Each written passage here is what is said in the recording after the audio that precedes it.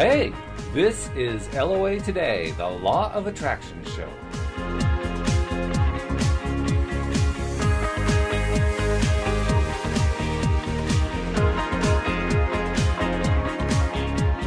Welcome to LOA Today. Walt Thiessen and Joel Elston here. It's Thursday, November 17th, 2016. And the anniversary of my dad's birthday, Joel. He passed about 8 years ago. And I miss him every day, of course. But there was also an interesting story that went with my dad's last years of his life.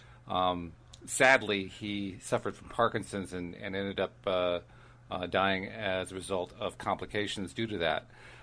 But the good part was that I used that situation as a way to try to learn how the law of attraction applies to disease and to health.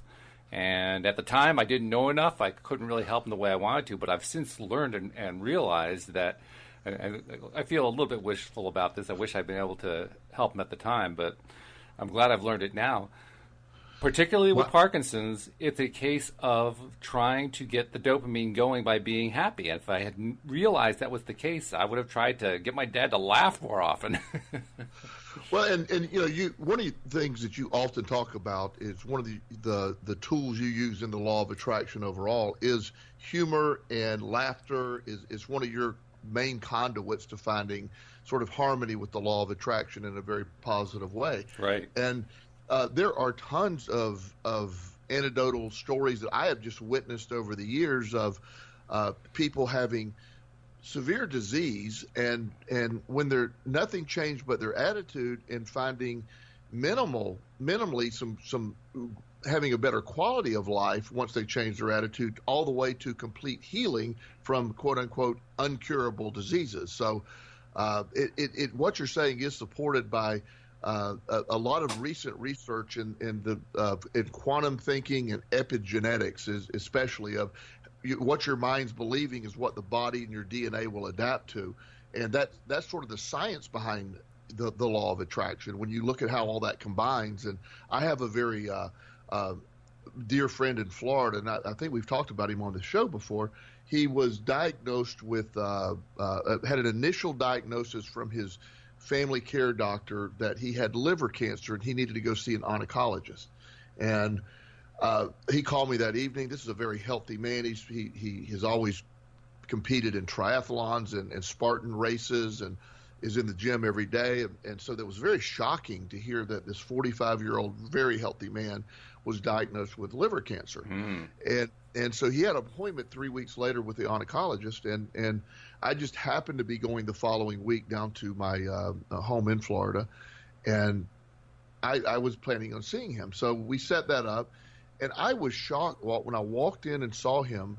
He had lost, since the date of his diagnosis, he had lost like 9 or 10 pounds. He looked gray. He was feeble and actually shaking. And I'm like, oh, my God, this is the most aggressive form of cancer that I've ever seen. Yeah. And so he started talking to me about it. He said he's researched it, and it's really not curable. And I said, well, you haven't even been to the oncologist yet. And he goes, yeah, but, liver cancer. That's all he could say. So I said, we need to go to the gym. And he goes, no, I'm afraid I'll injure myself in the gym now. I go, but you've been in the gym every day of your life for the last 20 years, so I doubt it. But his attitude changed, Walt. Yeah. That's what made a difference. And so when to make a long story as short as possible, a few weeks later he goes to the oncologist, and the oncologist basically, after he was there for hours, and he kept thinking, oh, this is horrible. And he came in, and they kept doing it. They did CAT scans. They did all the different scans you can do. They took tons of blood. And he said, I don't know how this happened, but your readings were anomalous. You have no cancer in your liver or anywhere that I can find in your body. There's no reason for that initial test to have flared up. There's nothing wrong with you. Wow. And that shocked him, and it really helped change a lot of his perspective as time went on. But he instantly, of course, I got him on he called me immediately, and I had some very choice words and reminded him of, I can't say on the air what I thought about him, and in a very joking way, and said, you need to get your butt in the gym and start eating. Within 3 days, he gained most of his weight back. He was right. His color came back. and he instantly was the healthy person he was before the diagnosis. The diagnosis almost killed him. Isn't that interesting, though? Because there's a lot that has been written and spoken about the placebo effect. Yes. And it's usually written and spoken in relation to cures that have occurred with sugar pills or the equivalent, where there was no actual medication involved, but people got better. Notice, though, that the example you brought up and the example I brought up are situations where people actually can reverse the placebo effect. They can believe that they're sick when they're not sick and make themselves sick in the process. And absolutely. It just goes to show it can work either way. And boy, does it reinforce just how much in control we all are of our own situations just through what it is we believe is going on. And oftentimes when we speak of subjects like this or seemingly in this area, a lot of we get, at least I personally get pushback from people of, well, you're I have a disease and you're not respecting that, or you're overlooking that I have a disease. And it isn't that I'm not acknowledging that there's some challenges there. I'm not. We're not ignoring that. What I am ignoring is the idea that you have to buy into the disease or the concept, like you're saying with Parkinson's. It is a brutal disease. There's no argument. But in that context of understanding what it does, so using the brain against itself in a positive way, forcing the body to produce dopamine, forcing the body to do this stuff. I'm not saying it cures it, but it certainly minimally makes the quality of life so much better. It definitely does, and let's be honest, it's also going to give yourself a better chance of a cure, because even in situations where the doctor is giving you the most dire prognosis that you could possibly have for whatever it is that's afflicting you, even in those situations, there are people who survive. There are mortality rates and there are survival rates, and no one really knows why some of them survive and why some of them don't.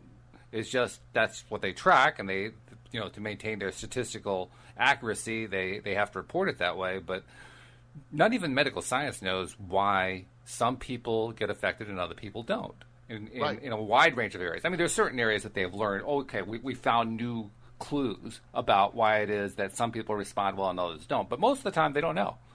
Right. And that's such an important study, an area of study, and that's where I mentioned the word epigenetics earlier. Yeah, you've been really into that lately.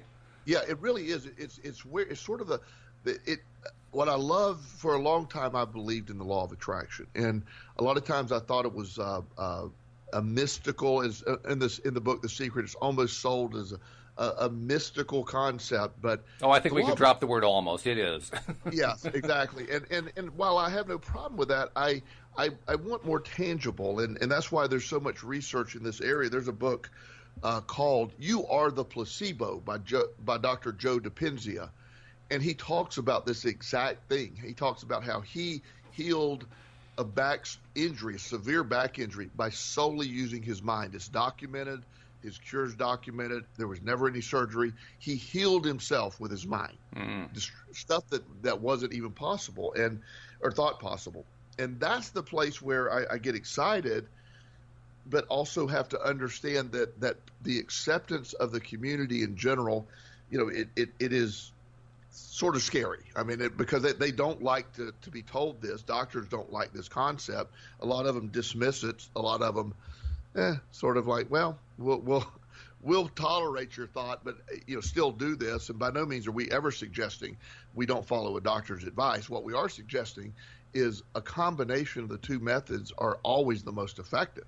And by forcing ourselves to listen to your doctor, at the same time believing what your doctor is going to do is going to cure you, and not listen to any diagnosis of, well, you have 6 months, or you have 1 year, or you have whatever. It doesn't help the healing process. In fact, it hinders it greatly. Oh, it does, absolutely. And in fact, we had originally talked about doing a topic on this show about persistence, but I'm realizing now we need to change that. Today's topic is about resistance, because that's what we're talking about. Right now you're talking about societal resistance, but there's also resistance within ourselves.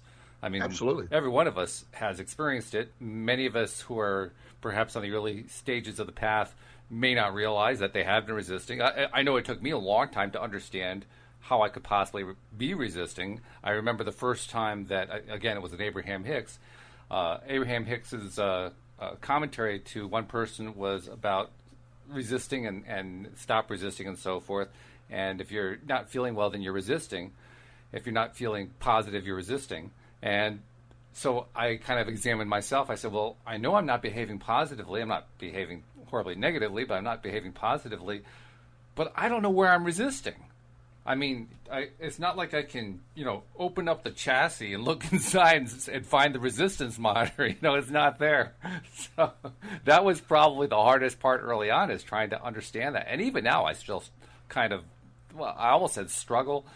I am, flummoxed by it. I get confused by it, because it seems to me at times that I am doing pretty well positively, and then things aren't quite working right, and I realize, well, I must be resisting. How am I resisting? And right. It's like I'm pulling away layers over time. Oh, there's another layer of resistance. I didn't even know it was there.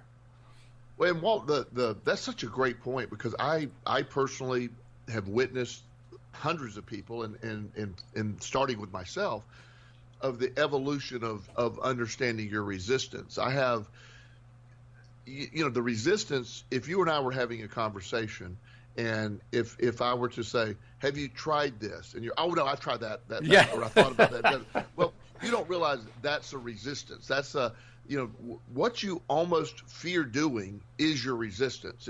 If the, like one gentleman that I was working with, he's a salesperson, and he, of all things, you being a salesperson, he has this severe fear of rejection. So that combination doesn't make for a lot of money. No, it doesn't. And I've experienced that personally. I actually have a phobia, if you will, of my own along that line. So I am totally sympathetic to him. Sure. So the idea that he had to either to make it really simple, we sat down and said, here's your resistance. Here's, you obviously have a fear of rejection. And it's coming across in your sales presentation. You don't ask for closes, and you let a lot of stuff slip, or you can leave the field or adjust it. One of those two things. That's all you get to do. You can either fix it or leave the field, because you're not going to be effective by.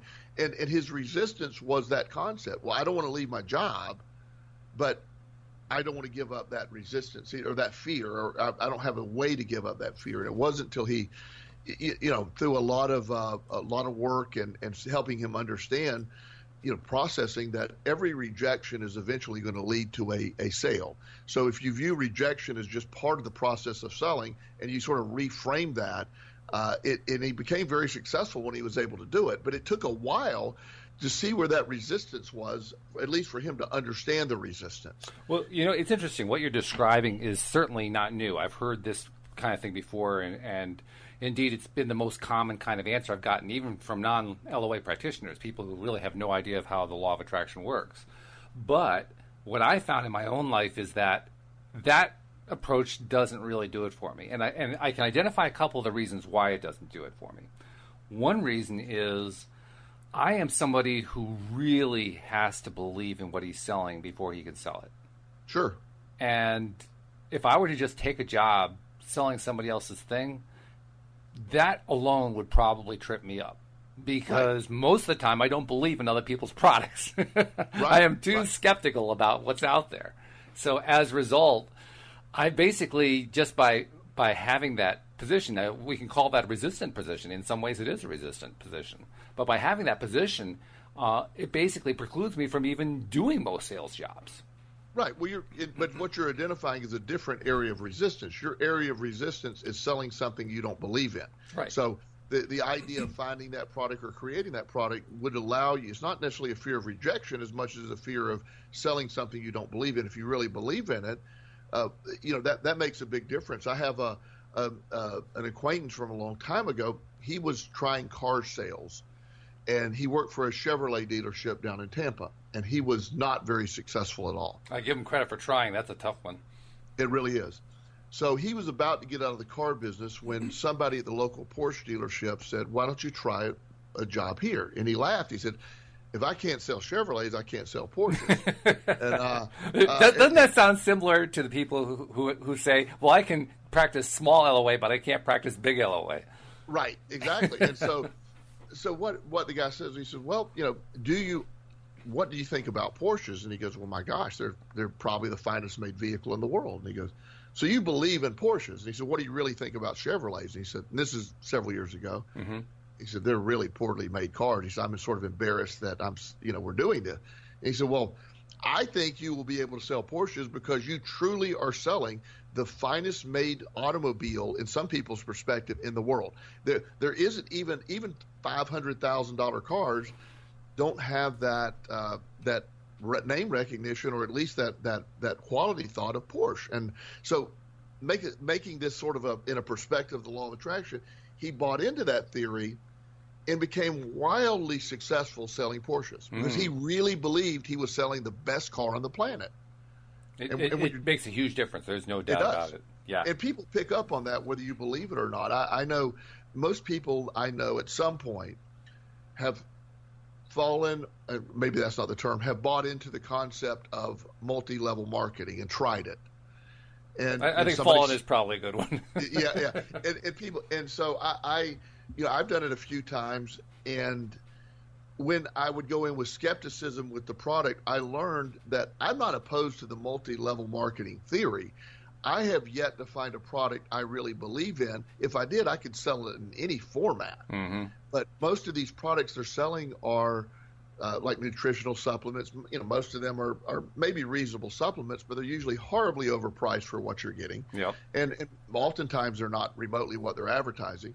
So you don't believe, so you can't sell. And once I'm challenged, if I really don't believe and I'm challenged on something, then it doesn't work for me. Whereas I'm talking to people about the law of attraction, even the most skeptical people. I've talked to a couple of doctors, psychiatrists, and they will, they can be very intimidating at times. But I believe so much in the law of attraction and the stuff. I end up changing their minds. I end up changing their perspective because I really believe it. And that's I find that to be because I'm really into that. Whatever you believe is what you can sell. And when we take it, and that includes what we were talking about, the resistance of feeling bad. When you really believe you're going to get well, the body has no option but to make that happen. And that, I know there's people that it grinds them to hear that, because you're saying, my brother or uncle or my dad who died of this, or my sister who died of this. But it isn't that it's about they didn't believe, they really wanted to believe. The medical profession, in my opinion, totally contributes to the death by giving these dates, or by saying you have a 7 in 10 chance of dying. Well, what is the point of even saying that? Or it's incurable. What does that mean? I can say there's at least some justification to it. People want to know what their chances are. But my objection to it is that they don't frame it right. They should be framing it in terms of what your chances are of doing successfully, not in terms of what your chances are of failing at. Well, I will, and this, again, comes across as to a lot of people sort of offensive at times. I have never witnessed anyone who was very serious about recovering from addiction who wasn't able to recover from addiction. When you're really, really ready, you can really, really do it. Mm-hmm. And I've never, on the other side of the coin, I have never witnessed anyone who wasn't 100% willing to stop their addiction and change their behavior and do whatever was necessary. I never met anyone who could stop. Yeah, I agree with you. And I think probably the same rule of thumb does apply to dread diagnoses and prognoses and so forth. On the other hand, I guess the other way to look at it is when you're given a prognosis with a 70% chance of successful recovery rate, what you're basically also being told is this is what the average person who has no idea how the law of attraction works does. If you know how the law of attraction works, you look how far along you are along the path before you even start. Right. And that's where it goes. So it's a combination. I'm all about, modern medicine is amazing. We have some incredible tools, but when you couple the tools with the power of the mind and the ability of the mind to control your genetics and control and change and adapt, and there's certain populations that are resistant to certain types of disease. Like some cultures have very little cancer. Most people contribute that to diet and lifestyle. Well, there have been people who have severe cancer that leave the United States to go on missionary work. They're in remission, or they're early stage cancer, but they go on missionary work to these areas where people are living with no cancer. Well, they come back and they have no cancer. Well, what was that about? Where did that come from? Well, they lived in an environment where, or on the other hand, there's doctors who have dealt with some very rare, exceptionally rare cancers, and they're doing research on exceptionally rare cancers. 1 out of 1 million, 1 out of 5 million people get these cancers, and they're researching them, and these doctors develop those cancers. Yeah, that I think is the much more telling statistic. Yes. Because that one, the first one you can kind of rationalize away by saying, well, that's the environment, right? That's right. The environment that they lived in, so you went to that environment, and of course you got healthy. Right. But the second one, that you can't really apply the same rule there, because in that case, they really shouldn't have gotten it. Just as a matter of sheer odds, they should not have gotten it. And yet, to so consistently get it, now you got a red flag going off. And the red flag really can't be attributed to too many factors. I suppose one factor you could conceivably attribute it to is that when they're studying a disease situation, they're exposed to the disease. So there's an infection possibility that goes on. Absolutely. There. Absolutely. And within all the context of all this stuff is understanding that you are the placebo. You are the process, and that piece in combination with your environment and medical health, but it applies to all areas of our life. Is we're not just stuck on the medical stuff. It applies to finances, it applies to relationships, but the term resistance is, everybody thinks I have no resistance, but yet when you say, will you do this? It's funny that you say that, because especially after I started studying this law of attraction stuff and listening to the gurus and trying to understand how the whole thing worked, when I finally got this idea of resistance and that it was out there, my first reaction looking at myself was, well, I don't really understand where I've got this resistance. I can't see where I'm doing the resisting, but boy, can I see the effects of it. I am definitely resisting. I just don't know where I'm doing it. So to hear about somebody who says, well, I'm not resisting, I say to myself, wow, are you really paying attention to what your own symptoms are? Right. Well, and that's what we all do, and that's where the sort of the lever of the law of attraction. That's what I like to call it, the lever, is the resistance component is having the courage or the willingness or whatever term you want to use to move the law of attraction in your favor. It's stopping resistance, but first identifying resistance, because we all think I'm not resisting, but yet when the thought of doing certain things, oh no, I've tried that, or I've done this, or that doesn't work. I already know that doesn't work. And that right off the bat, you've already put yourself in a position where, okay, I can't win with that. I know people that have gone into jobs that nobody makes money at, and they're determined to make money, and they end up making a lot of money at jobs that most people aren't making money at. A lot has to do with their perspective. Oh, yeah. In fact, I can tell you a little story that happened just a few days back. Took my car in for a 25,000-mile service, and while I'm waiting for it, sitting in the waiting room, there's a TV blaring, and I'm believe it or not, Joel, I'm actually listening to one of our podcasts. Oh, wow. Good. On my iPhone. And I'm having trouble hearing it over the TV, so I look around and I see like 3 chairs way off in the corner, far beyond where the TV room is, as far away as you can get. So I say, okay, I'll go over there. Go and sit down. There's one woman sitting in one of the chairs. I did sit down in one of the other 2, and I just sit there and start listening for a while. And she makes some sort of comment within a few moments of me being there. I don't even know what the comment was because I had my headphones on, but I took the headphones off, and I knew she was talking about how I come over from the other area. I said, yeah, that TV was just too noisy over there. And she says, oh, I know exactly what you mean. I mean, the only reason that it's even worth watching TV is to find out what the news is. Well, that was a red flag right there. Oh, wow, yeah. And I'm not really sure how to handle a situation like that, because I didn't know her. It's not like I had a personal relationship with this woman, right? It's not like I had any idea of what she was like, or she had invited me to talk about LOA or anything like that. And I'm always reluctant to talk to people who aren't voluntarily, involved in the decision of, yeah, I want to hear about this. But I did make a comment that, well, I don't even want to listen to the news. And I just kind of left it at that. And she's the one who inquired about it. So, I volunteered my position. I didn't use the phrase law of attraction, but I described the experience of, how when you're not listening to the news, not watching the news, life is better, good things happen, and so forth. And she made a very telling comment in reply. Her reply was, well, that's not been my experience. And I thought about that one later. I stopped the conversation there because she wasn't really inviting me to continue, and I refused to, push farther than somebody's really inviting me to do. But I thought about that comment, and I realized how true it is. In her experience, that's not the case. Well, what would her experience be? She's listening to the news all the time. Her experience must be continued negativity. So, of course, her experience is not that when you stop listening to the news and stop watching the news that things get better, because in her experience, all she's ever done is watch the news and had things get worse. It's not the same experience at all. It's the exact opposite. Right. And that's how those are the areas of resistance that it goes so far against the norm of what society thinks that you feel like you're not really participating in society when everybody else is doing one thing, and that doesn't the news will not. You watching the news will have no effect on the world's outcome. It has no effect on what's happening. The concept that I must remain informed is really the concept that I must remain programmed. Yeah. I must, and that's a hard place to break away from because it's so anti what everybody else is doing.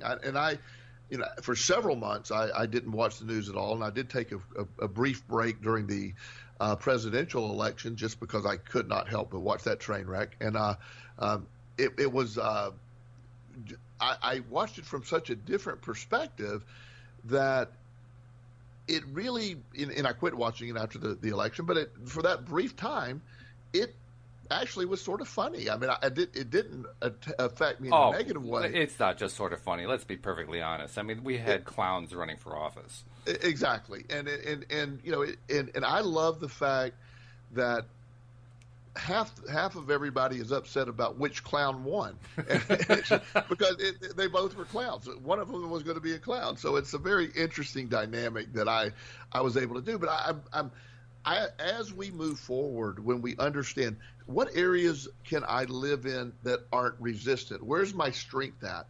That when I work with people with addiction, most 12-step programs, almost all 12-step programs have a component where they focus a lot on powerlessness. And I think that is so anti-law of attraction that it's part of the reasons why they're so unsuccessful. Now, people dealing with addiction really get their back bowed up. I'm the first to say when we are in the middle of our addiction, we clearly are powerless over our behavior. That's science, and that's not a debate. Where we do have power is when we're not actively addicted. What areas, where can I find my power, and how can I live there?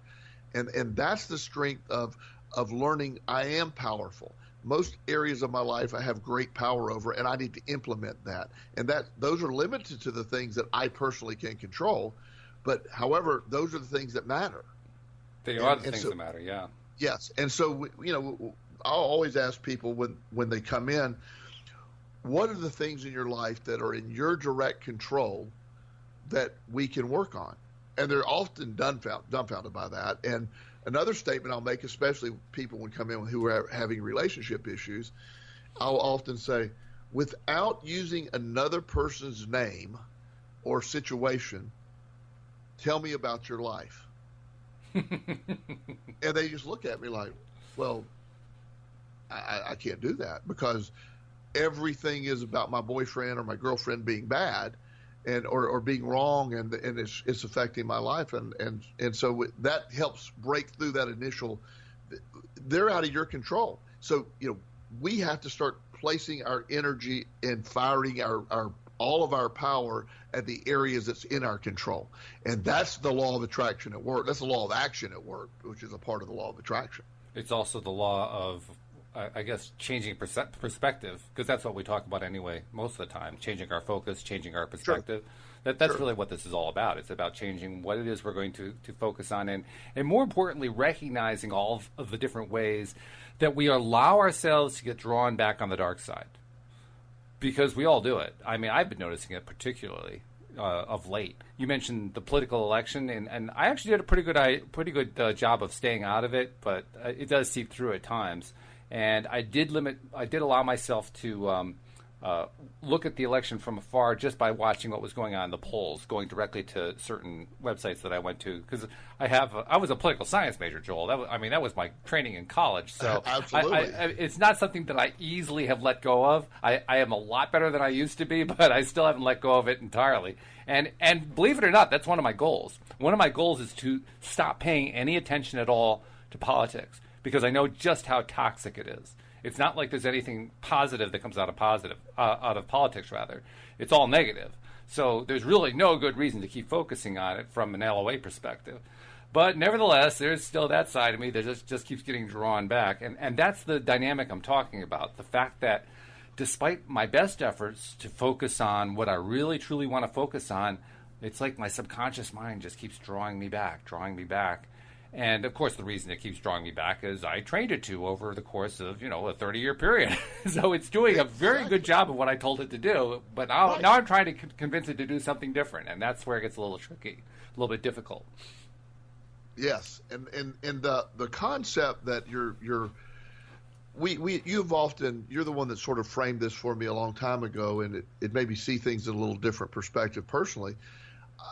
The younger you are, the less years of resistance you have built up. So you're more open to the message. And I have actually firsthand witnessed that with many of the kids I work with, foster care kids or younger people that have struggled. And I have a young man that I'm dealing with right now. He's 20 years old, and he really good guy, but he is so stuck on all the stuff. His resistance has been so strong. So breaking him through the resistance of where he's been has been a real challenge.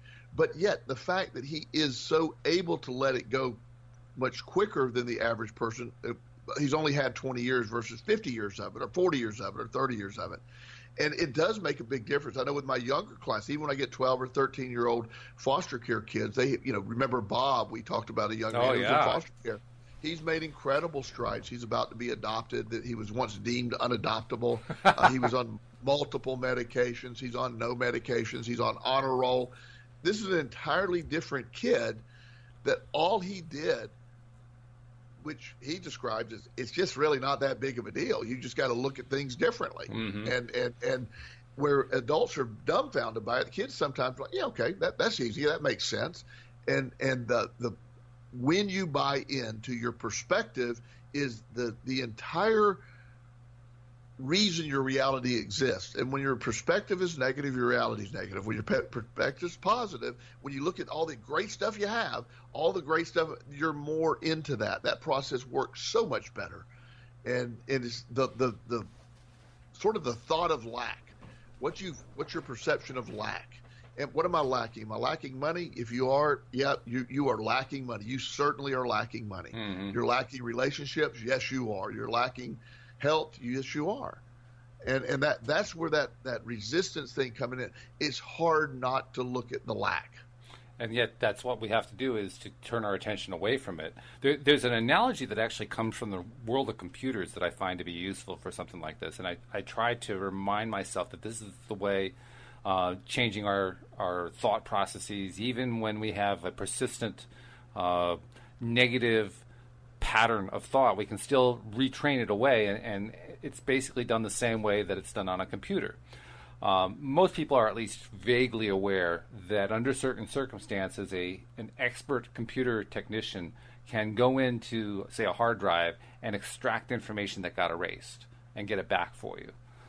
They aren't quite sure exactly how that works, but most people, I think, are somewhat fairly aware that can happen.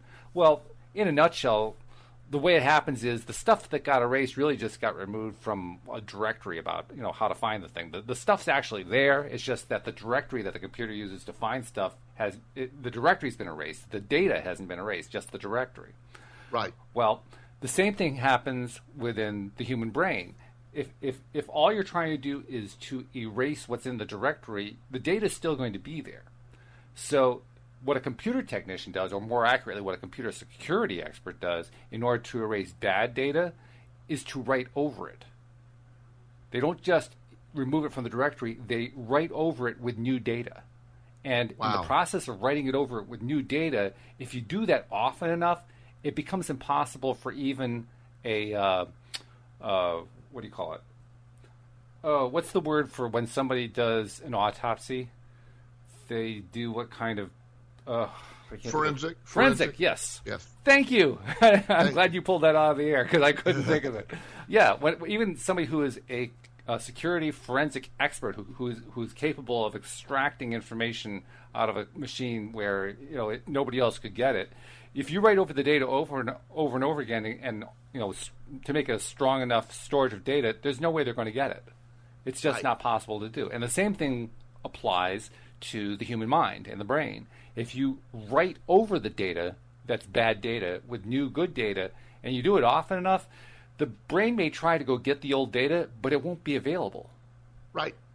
And that is the key. It's such a when you create these new pockets of positivity, or these new positive reinforcers, or your belief that you live in abundance, and when that becomes your real belief system, then that's where it goes. Like you're saying, if you write over those old places enough, and this goes back to we talked about changing traumas before. Traumatic events in my life have now been turned into not necessarily positive events, but they have been turned into life learning events, and I no longer view them as traumas because they were instrumental in getting me where I'm at. My view of them has changed. So the concept that my brain was damaged by a trauma, it also was healed in my mind. That area of damage was healed when I no longer held that trauma. I've erased the trauma by writing over it with positive thoughts about what happened, or at least that was a necessary part of my path, is sort of the dialogue that I used to write over that. Exactly. That's what the whole point of reframing or pivoting is all about. It's about rewriting the data. Right. It's about changing the message that's stored in that huge library up in our heads called the brain. Right, and that's sort of when you're able to go back and change traumas or change belief systems. You change.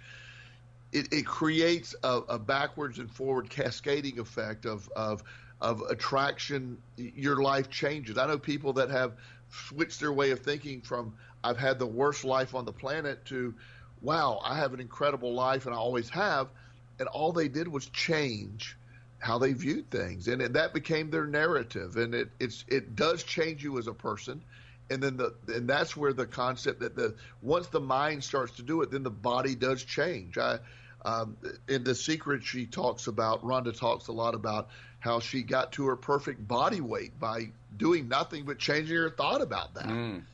And I've seen that happen too when people that have done very little exercise or diet adjustment that really just started changing their perspective of their body weight, which eventually led them to feeling better about their body, which eventually led them to eating better and exercising more. But that wasn't the point. It started with a change of mindset.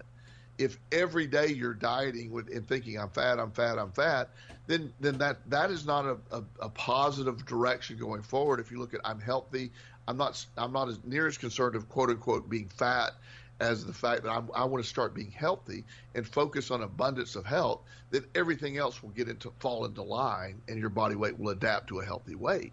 And the good news, of course, is that as we do pivot, as we do change our perspective and consistently keep changing it to that new thing, even though the old stuff just keeps coming back, every time it comes back, and this is the biggest challenge of all, noting when it comes back, and as soon as it comes back, remembering, okay, what was the pivot I was pivoting to? What's the positive I was trying to move to? Oh, yeah, that's what it was. And then doing an exercise of writing that experience in its place. You do that often enough, when the negative stuff just kind of comes to you, that's what erases it. That's what ultimately changes it. Well, and I as we always do inside of most human beings, the term awfulizing is awfulizing. I hadn't heard that one. Yes, it's a taught behavior, and it's where we take a situation and we automatically take it to the worst possible scenario. Many people use it as a coping mechanism. Okay, worst case scenario is my girlfriend will leave me and I will be single. That's a worst case scenario. Or this will happen, and so we take it to a level of discussion in our brain of what is the worst case scenario. Well, you literally are bringing about a worst case scenario. Awfulizing is the extreme wrong side of the law of attraction. It's where you're visualizing all of the awful things that could happen or could pivot from this situation. Here's how it will go to a bad place if this happens, versus using the perspective, a different perspective. I need to come up with a better term or opposite term of awfulizing and use that. But the idea that we're going to take it forward to, I'm not going to take every situation and awfulize it. I'm going to take every situation and maximize it and look at, wow, this is my life. This is where it's going to go. I have a new opportunity now. If I lost my job, there are new opportunities. Nobody has ever created, in my mind, great companies have always been created when people have lost their jobs and they needed to go do something else. And they went out and they fulfilled a need. I know of a young man many, many years ago that when McDonald's was having a hard time figuring out what to do with all their oil, all their nasty oil that they fry things in, getting rid of it was a problem. So he it was toxic waste. It was toxic waste, and so he was actually working at a McDonald's as a maintenance man, and he said, "Well, I'll get rid of it for you, and will you pay me every month to get rid of it, like $40 to get rid of it?" Well, he started collecting the oil and heard about converting that oil into clean fuel. And he started recycling at various McDonald's and ended up having a contract. I don't know if it's nationwide. I'm sure everybody does it now. But the McDonald's recycles all their oil now. And this guy started that concept by fulfilling a need. He was at McDonald's. He saw they needed help. They didn't know what to do with it. He provided an answer to that need. His beginning was, to be honest with you, just to take the oil and let's just go dump it somewhere and I'll make the money. But he realized that he had a commodity that the $40 he was getting to get rid of it for those people really was minimal. It was a tip of the iceberg of what the value of that oil was. And that actually shows where his personal growth took place. Yes, and that all of us have that. All of us have within us that ability. I am completely convinced everything that has happened in my life had two avenues it could take. I could awfulize each situation, and many times I did. But the great news is when I maximized each situation, it took me to the other side. It took me to another level that, if this wouldn't have happened, if I wouldn't have eaten out of a trash can, this chain of events wouldn't have happened, which led me to this chain of events, which led me to this chain of events, which were all positives in the end. The trash can will never be positive, but the events that were propelled from that, because I maximized the event, it turned it into a very positive direction for me. And that's what I want our audience to start working on, is watch the awfulizing. It's immediate. It takes place. The brain immediately goes into a default awfulizing thought process. I hadn't heard this awfulizing concept before. It's an interesting term. I'd never heard the term before today. But I can certainly see it. There's another side that I see, and maybe there's a term for it, so you'll have to tell me whether or not there is. But I would say it's probably even more common than awfulizing, and I guess I would call it almost awfulizing, because it's a tendency that many people have to hang on to some really bad situation without actually going to the end game and playing out what is the worst case scenario when it actually happens. In other words, that always stays at the background. It stays back where you can never ever touch it. So it creates a form of resistance, because now they have a way of feeling bad about something and constantly talking about something without actually looking at what the consequences are, and without actually looking at what the end game really plays out to. And the reason this is such an effective form of resistance is that it keeps them from getting to the point where they realize, once they finally play it out in their mind, wow, it wasn't as bad as I thought it was going to be. And that's a Right. shock. Right. And there's almost the idea of looking at things, how bad they're going to be, or almost how bad they will be, all these areas. It is a coping mechanism that has been handed down. What is the best that can happen? Where are we going to go from this? What's the great thing that can happen from this? It's very seldom when that's not where most people's mind go. When bad news or disturbing news or something comes along, well, what's the best that can come out of this? That's not what we look at. We all, like you're saying, we can get stuck on the edge of, or not even taking it to the extreme, or we can, well, this is the end of my life because this will happen. And it's that's not the case. It's not the end of your life. It's not the end of it. For things to fall into place, they often have to fall apart. So the idea that something falls apart doesn't mean that it's over. It means that that new chapter is starting. When you live that way and you believe that way, it's an amazing journey that I'm hoping to help this family that I'm working with now, who this is a very successful gentleman that through a chain of events lost his job, and he's starting his own company, and he's living in an incredible amount of fear, guilt, and shame. And that is a horrible combination. Oh, yeah. Guilt and shame being two different things in my mind. But he's living and inviting all this negative into it. And my goal is helping him realize there's no chance of success as long as you're believing this. We've got to let go of those, and it's hard to do when you're operating from a fear-based existence. It really is difficult to implement the abundance because you're worried about the lack. You're so worried about the lack of things that it just keeps perpetuating more lack. And one of the hardest things to do when you're in that situation is starting with the basic, which is acknowledging that it's going on. Amazingly, yes. when someone confronts us over something like what this gentleman has been doing, these negative messages he's been giving himself, what often happens is the first time that someone is faced with, I've been doing this, they just reject it. No, right. That's not it. It can't be that. That would be too simple. Right. Well, and because things have happened negatively in the past to most people, we immediately, that is sort of a marker in the brain. Traumas and severe detrimental events in our brain, they're markers. We go to them. We use them as markers of wow, I remember when my girlfriend left me and for another guy. I remember when I had that horrible illness. I remember all those things.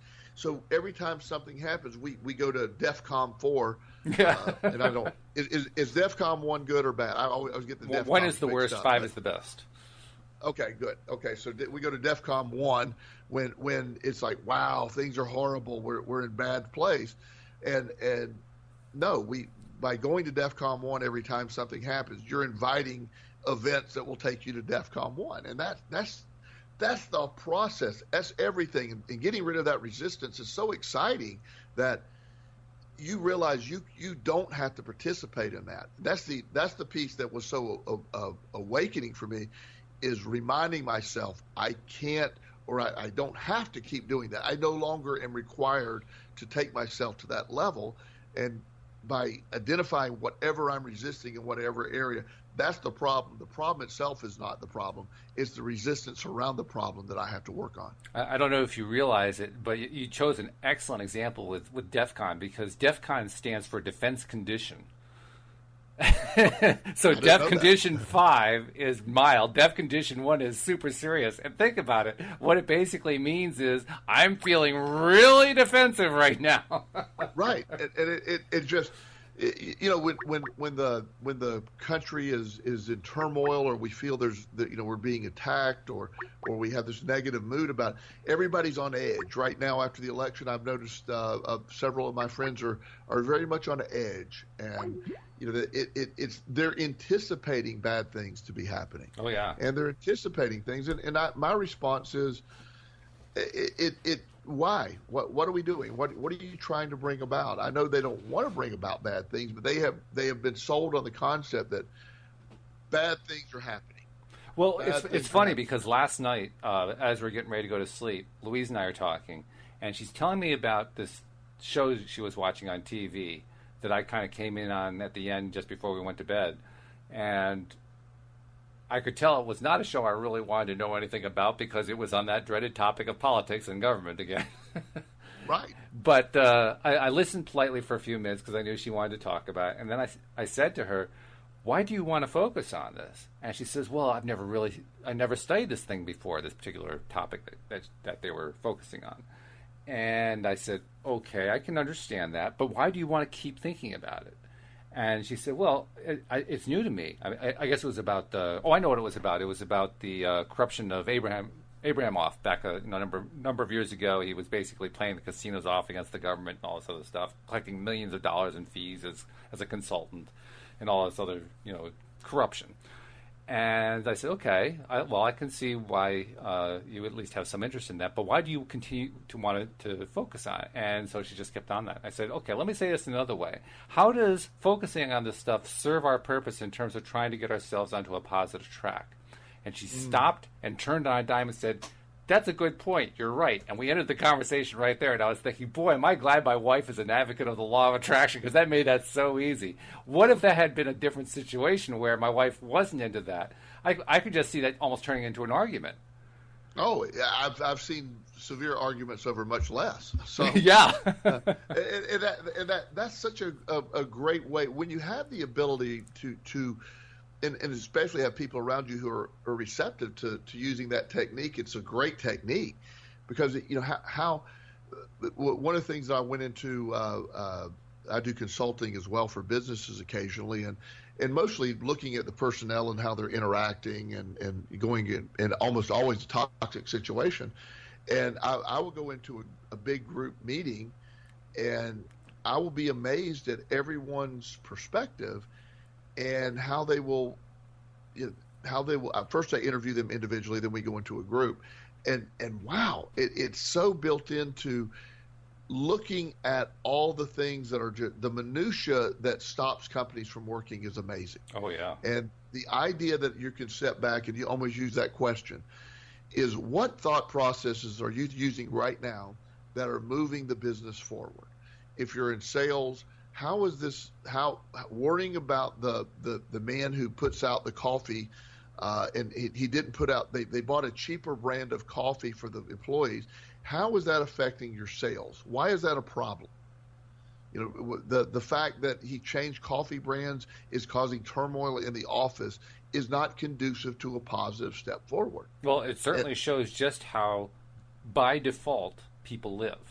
Right. Because they certainly did not believe that their own thoughts and behaviors controlled their own thoughts and behaviors. They thought their thoughts and behaviors were controlled by the guy who put out the coffee. Right. And that's where that power, the most empowering thing about the law of attraction, it places responsibility for your happiness and your life solely on your shoulders. It's also the scariest thing about the law of attraction. Well, it's daunting because you realize just how far you have to go before you're going to make any progress. Right, and a lot of people don't like that. It's so much easier to be able to blame other people or other situations or some other entity that my life sucks because God is mad at me, or my life sucks because Barry put out, Walmart coffee instead of Dunkin' Donuts coffee for the coffee maker. Or our company's falling apart. And my first reaction is, why are you drinking coffee? Yeah. It's like, okay, well, where are we at with that? And but I've also seen. I work with some high-end companies on Wall Street where no one makes less than $1 million a year, and I've seen the most silly squabbles take place because they've lost the perspective of what matters. Mm. And one guy's like, I had to buy my own paper clips. and I pull out his pay sheet, for the 6-month period, year to date. I said, you have made $974,000 in June, and you have 6 months to go.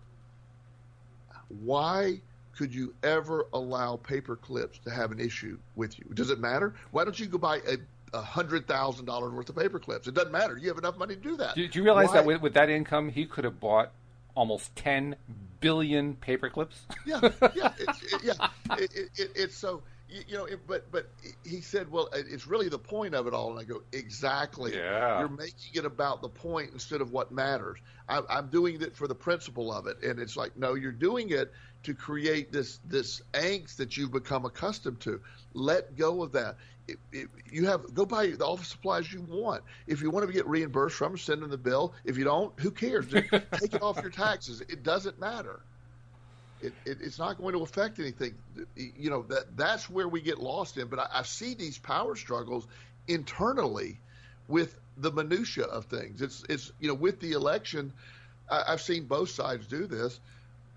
Okay, one side won, so let's accept our victory and move on. One side lost, let's accept our defeat and move on. But nobody's doing that. Oh, yeah. Let's keep hashing it up. I saw this post the other day. I quickly blocked the person. They hadn't been political up to this point. And they're posting all this stuff. This is post-election. Hillary did all this stuff. Well, to be honest with you, Hillary's career is done. She's no longer a factor. She spent her entire life pursuing one goal. She didn't reach it. Her consequences are pretty severe. Why don't we just move on? Why don't we just move on from that? Yeah, that would be a nice, simple solution, actually. And Yeah. I can think of another one that I saw just today. I probably shouldn't admit this, but I actually have a political blog that I built for the purpose of allowing people to not expose, well, actually it does expose, but to express their political viewpoints, no matter what viewpoint, any left, right, middle, up, down, doesn't make any difference. Anybody could express their viewpoints there. And this one guy who regularly writes on it was a Trump supporter. He was kind of a reluctant Trump supporter, but he went with Trump because he's conservative, and so that's what you did. You follow Trump if you're conservative. Okay, well, Trump got elected, and he celebrates that fact. And then he wrote an entire piece about how he's glad Trump won, but here are all the reasons we should continue to be afraid. Right. And that was a deliberate message. It wasn't like he was just spouting this randomly. He was deliberately trying to tell us we had to be afraid even though his candidate won. Right. And the funny thing is, probably a lot of his political opponents would agree with him. And that's the point. It's accepting my happiness and my well-being and my bank account is built upon me and my attitude. It is not affected by the government. My health insurance may go up or it may go down. It may do that. I may be required to. Little things like that are taking place. But at the end of the day, my personal responsibility of my happiness and my well-being lies with me. The government, the idea that the government or any other entity is in control of that is where people get stuck. So you're always, he's right. If you're believing the way he's believing, he should be scared because it doesn't work. Yeah, well, the problem isn't that it doesn't work. The problem is that it does work, just not the way he hoped it would. Exactly. It has the opposite effect. But the liberating factor is that you are no longer held hostage by these old beliefs once you give them up. It's an entirely different way of thinking and living.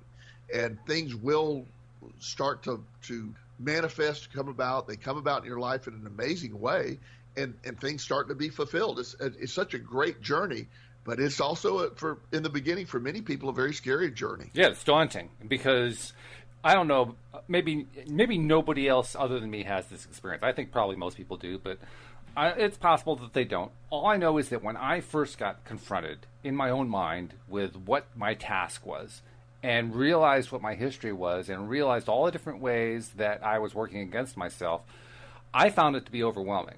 I found it to be too much to handle. And as a result, it's taken a long time to handle it. What a surprise. Yeah. Yes. Well, and as we, like you said, earlier, we have taken a while to get our show on podcast. You've done a great job. It's now on iTunes. People can find it. Hopefully people are subscribing and listening. And the idea that we wanted that to happen is part of that journey of where we needed to be. Is just taking us, where we eventually are going to get our show on a national level. That's going to happen, but it's going to happen at the rate that we're willing to have that happen. And it's an exciting time for us as we now have we're available on iTunes. I hope that's the avenue that we get discovered, but it at the same time, it applies to our daily lives. What you put forth every day is what you're going to get back. And remind yourself, what am I putting out there every day? Am I doing it? Did I do the work to get on iTunes, or did I not do the work to get on iTunes? By the way, you did all the work to get on iTunes. Let's be clear about that. And that's a great place to stop. We'll see you all next time here on LOA Today. Goodbye, everybody.